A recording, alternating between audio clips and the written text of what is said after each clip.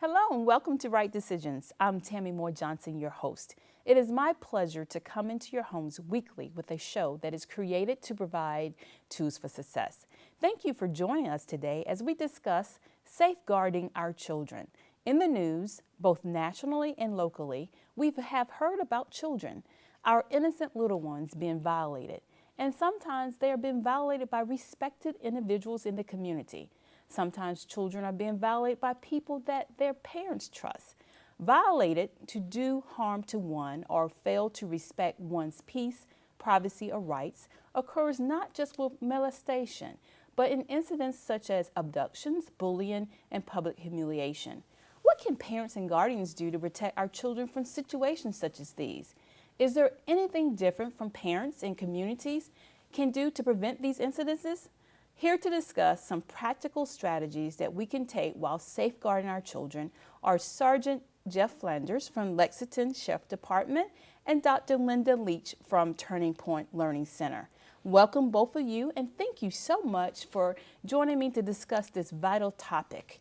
You know, when one look at safeguarding, they look at it as protecting their children from maltreatment. What are some things that parents can put into place to safeguard our children? Well, one of the things that came to mind just when you were saying that about protecting children is that that's only half of the issue. Okay. Half of the issue is what parents do to put their kids in positions where they're going to be as protected as they possibly can be. But the other side of that is teaching children to be aware of dangers in their environment, empowering children to look out after themselves. And there's, of course, with different age kids, they have differing abilities to be able to take care of themselves and look out for themselves. But it's really a two-part process. It's about educating parents, equipping parents through community resources and other types of education and services that are available, but then also educating and equipping children as well. I'm glad you said that. So because parents should parents be having these conversations with their children so they are equipped? If so, what kind of conversations should they have with them? I think one of the conversations they need to have, first of all, is to set up the parameters for a child. You can do this, you can't do this, you should do this, you shouldn't do that. Sometimes we can set up so many parameters that a child will get lost in the maze of parameters, if we want to call it that. But one of the things that Sheriff Metz, our sheriff in Lexington County, has tried to do in the schools through programs that we offer through our crime prevention unit is to teach children the ins and outs of situations where they get into something and they can't figure out how to get out of it. And so starting with the basics, form a basic layer to say, okay, here's where we start.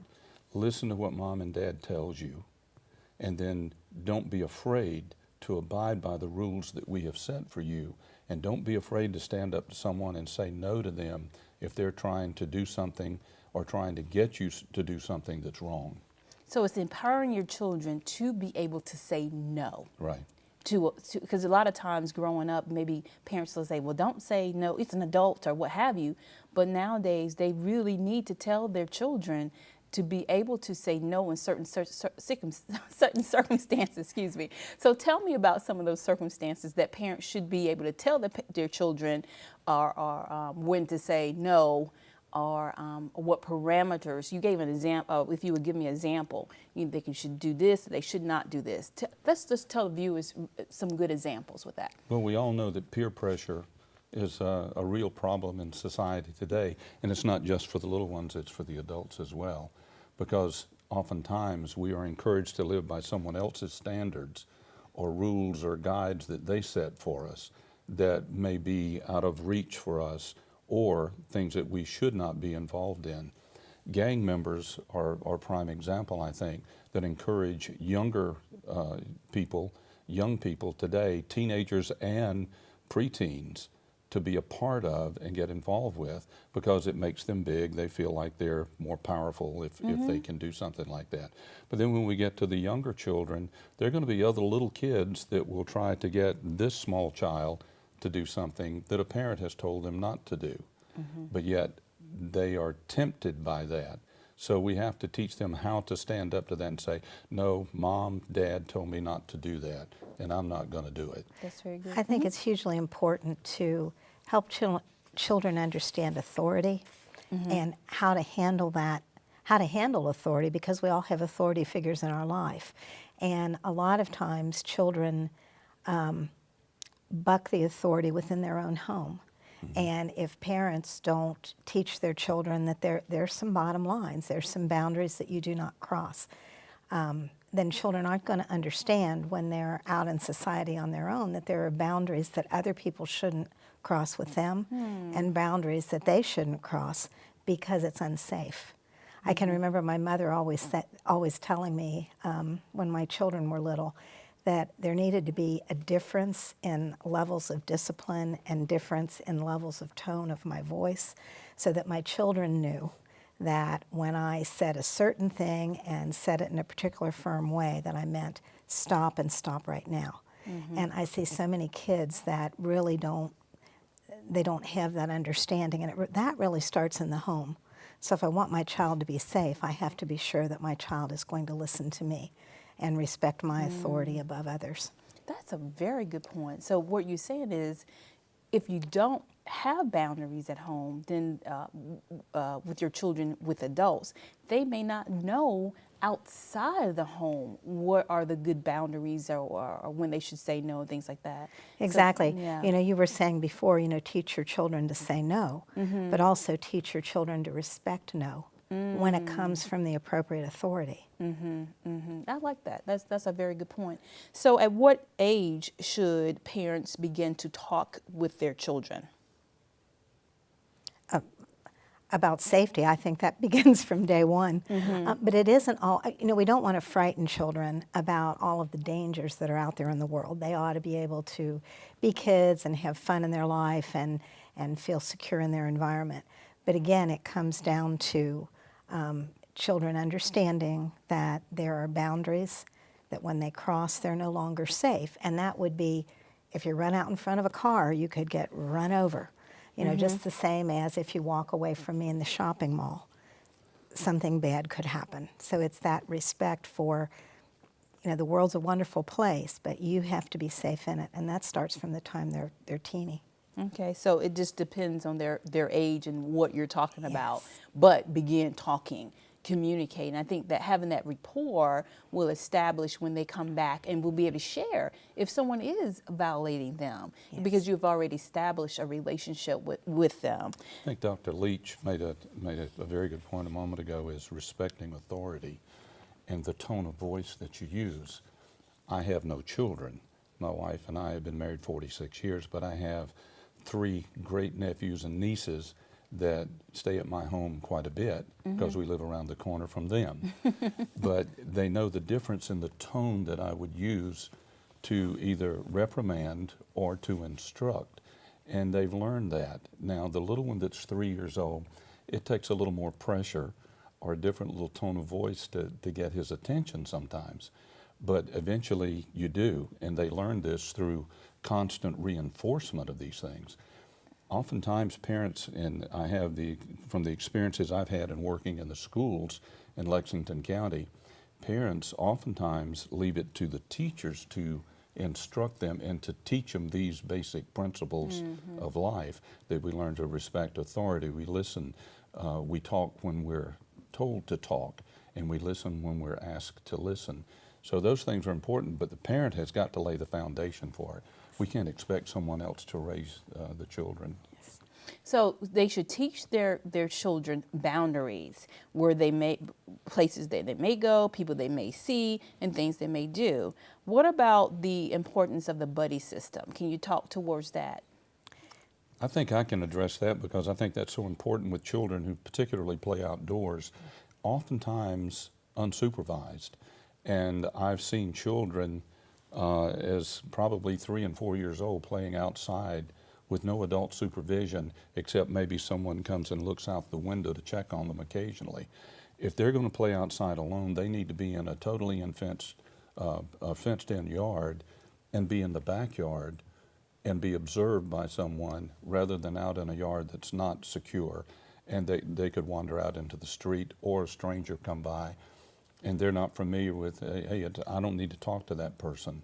That person, no, I need to run back in the house. If they haven't been instructed to do those things, even 4, 5, and 6-year-olds the same way.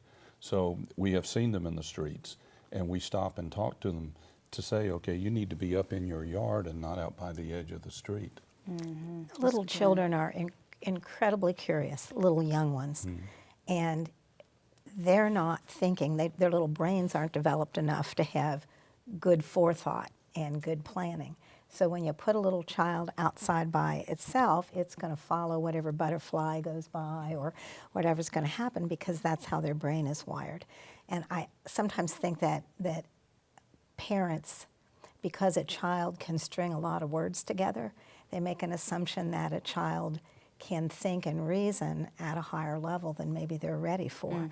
So being with somebody who's older, and if you're a 3-year-old, a 5-year-old isn't old enough.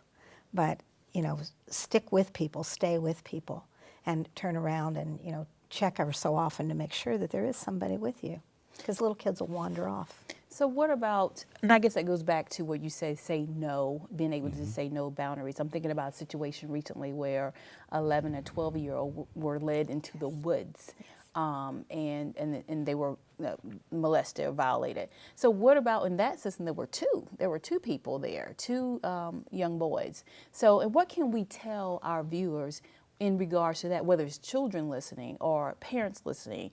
And I guess it goes back to what you said earlier, just being able to say no and not following suit. Right. Oftentimes children do not feel empowered. They feel like, well, everybody's trying to tell me what to do. But they don't understand and they cannot process the information at such an early age and understand fully the consequences of not saying no, not knowing what may happen next in the next minute, the next 5 minutes. And being with an older child is going to help them to understand a little better. The older child is going to say, no, we need to run. Let's go back and tell mom and dad that there's a stranger here. And that's one of the things that we have taught in our stranger danger program. Is that, oh, sorry, go ahead, Dr. Alicia. No, that's okay, I didn't mean to interrupt you. So are the stranger danger program, is that something at the schools or that's what you do with the neighborhood watch? No, that's what we have talked about it at neighborhood watch events, but we teach that primarily in schools, daycare centers, teaching the children to stay away from strangers, never take gifts from strangers, and that a police officer is your friend. Let's face it, we live in a society today where oftentimes the parent is alienating the child from authority, a police officer, saying because the police officer may have locked mom or dad up or a relative, or they've seen the police officer take someone out in handcuffs. So it's important to let the children understand that the police officer is their friend, that we can't arrest them, that we're not there to do that. We're there to protect and to help them. And if they get in trouble, that it's good to look for a police officer. If you see one, go to that police officer and tell them that you need help. That sounds good. So we're going to take a break, and when we come back, we're going to pick up right here. Okay. Hello, friends. Thank you for tuning in to Right Decisions. Right Decisions is a Christian talk show designed to give tools and strategies to help make life's journey more successful. Each week, we will bring life-changing topics such as marriage, parenting, career, finances, and relationships. I hope that we've been a blessing to you. If you would like to be a blessing unto us by giving a donation to offset our television costs, please do so at Right Decisions, P.O. Box 836, Columbia, South Carolina 29201. You can also email us with feedback at toolstomakerightdecisions@gmail.com. Lastly, please save the date of September 27, 2013. Right Decision Production is sponsoring a coaching workshop with author Carla Reese. Carla Reese is the author of Be a Change Master, 12 Coaching Strategies for Leading Professional and Personal Change. You can visit eventbrite.com. That's eventbrite.com for more details about this workshop. Again, thank you for tuning in to Right Decisions, and we look forward to hearing from you.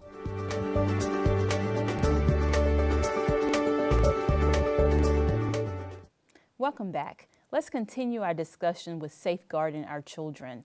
Before we went to the break, you were telling me about the Stranger Danger organization, or either the program. And Dr. Leach, you wanted to add something. Yes, I was just going to say that statistically, what we know is that most children who are abducted or abused in some way are abused by people that they're familiar with, that they've seen in the area, very often a family member.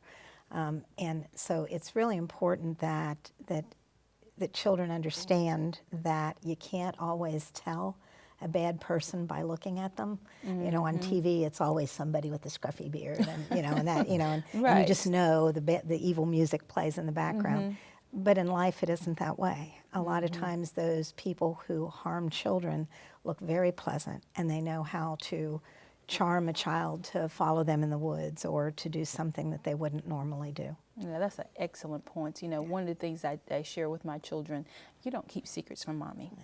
I don't care who it is. That's you don't important. keep any secrets from me. Very important to teach them that you don't have to keep this a secret. Right. You know, a secret is something that we're going to not tell about the birthday party. Yeah. We're going to keep that a secret. But that's a short-term situation.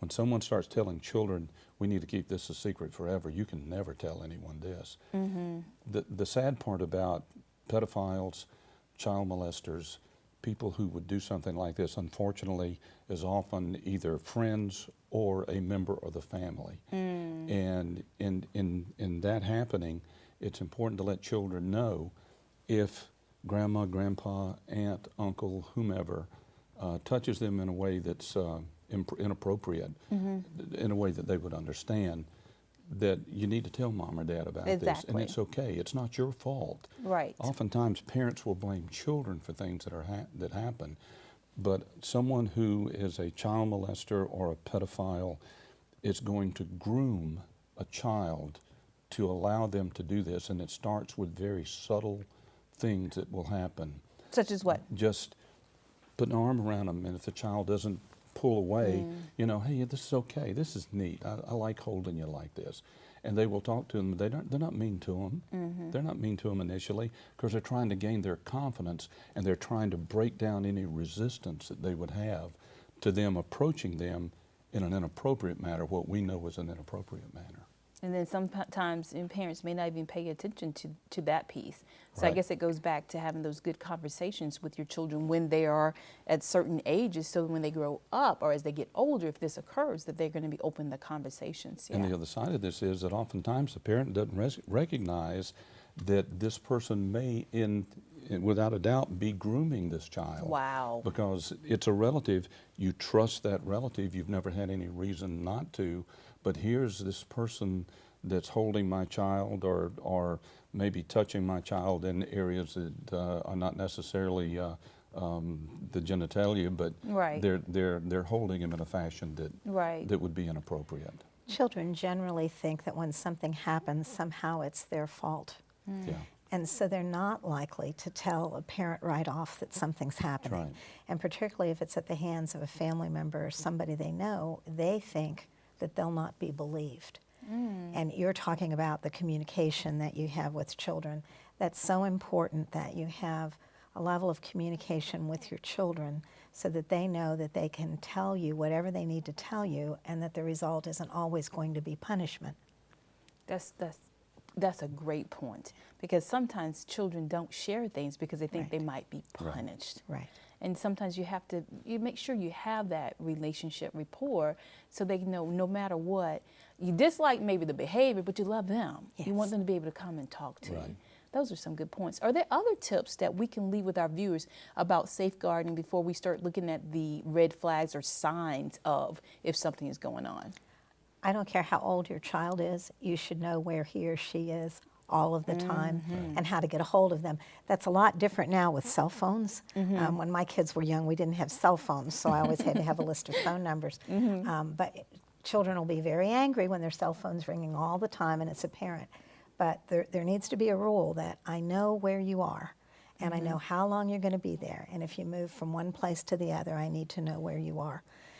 Letting children go to someone's house just simply based on the fact that you know the child or you know that child's parent may not be enough, because very often it's someone that the child is familiar with that does harm them. So before you allow a child just to go to their friend's home, be sure that you know something about what goes on there and that you feel comfortable that your child's safe in that environment.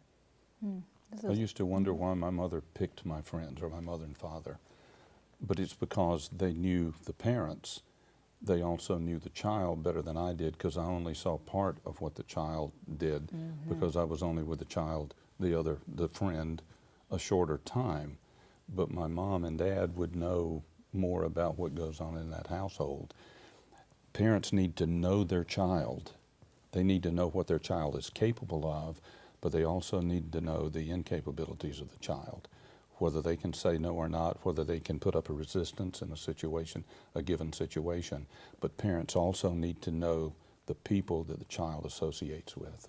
That's an excellent point. Are there some more tips? Thinking. I'm thinking I guess we could go to the red flag, green flag. We could go. Well, actually, some of the things that, like, teach your child 911, an emergency, Yes. something at that point. How many times have you ever heard a child knows its phone number but doesn't know the area code?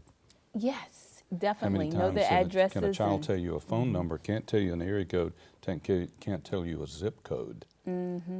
Those two things are vital in finding where that child came from, if it's found in an area that no one recognizes the child. I was about to say, the reason I got stymied there a minute ago was because I was going to say, teach your child to make noise. But maybe that's not always the best strategy. But children, most of the time, if someone's going to grab a child, they don't want attention. So if the child knows to scream or kick up a big fuss, many times the perpetrator will let the child go. Then there are other times, and you can maybe speak to that, when maybe that might be the wrong thing to do. But one of the things that we teach children in our Just Say No programs, or in our Stranger Danger program, is don't just start screaming. Yell something that's meaningful, like fire. Someone help me. This isn't my dad. This isn't my mom. That's good. I don't know this person. And even 4- and 5-year-olds are capable of doing that. 3-year-old, maybe it's questionable. They're going to cry and scream if someone picks them up that doesn't know them or that they don't know. But teaching them to say something that's going to draw attention to them and the person that's trying to abduct them or to take them away. That's an excellent point. So, did you want another one I was, before we? Yeah. I was just going to say, they'll make mistakes. Children will make mistakes, Sure. and sometimes they will report something to you or raise a big fuss when there's no reason to. But then it becomes very, very important that that be handled by the parent, not again as, well, you're crying wolf and you know, in an ugly way, but that, know that they're going to make mistakes. They're children, and Right. better that they should probably report too many things at some ages than to not report enough. Exactly, I agree. It's not worth it for them not to report Yeah. it. They need to report it. So let's talk about some of the signs or red flags that parents can identify if something is going on with their children. I think this goes back to where I said know your children. Yeah. You have to know, and not having had children, but being around families' children that are in my family, you notice those little subtle changes in their attitude, their demeanor. If something's bothered them, you can tell. Even with the 2- and 3-year-olds, you can kind of tell when they're pouty or just not getting along with others for some reason. But know your child well enough so that you recognize those signs. It's unfortunate that we live in a society, and with technology, what it has brought to the forefront these days with texting and pictures on the telephone, cameras on your tablet unit so you can face talk with other people. But the fact remains that not all children have access to that. But children need to be in a family environment. Too many families are fragmented within their own house. One's That's in an the excellent bedroom point, watching too. TV, Yeah. eating dinner. Another one's in the living room watching a different show. They're not around the dinner table. We learned a lot in our family when I was a child by our discussions that we had with no television playing. We didn't have a TV until I was about 12 years old. But we learned a lot about what happened during the day, what each other's going through, what's going on with our lives at the evening dinner table. So that goes back to the conversations, and then you can notice a Yes. difference in your child. Did you want to add a point?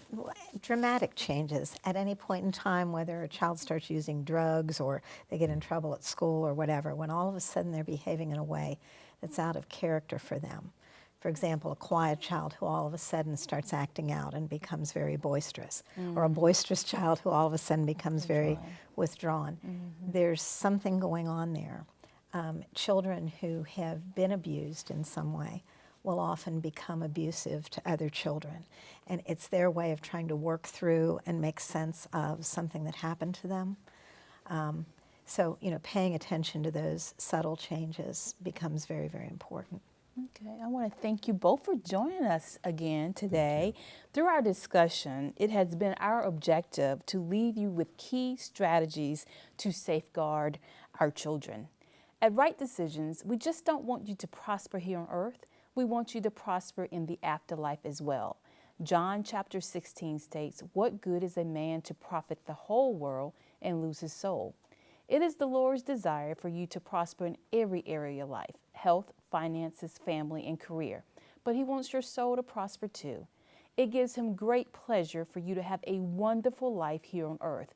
But in order to do so, you have to renew your mind. That is, change your thought processes, renew your mind about your children.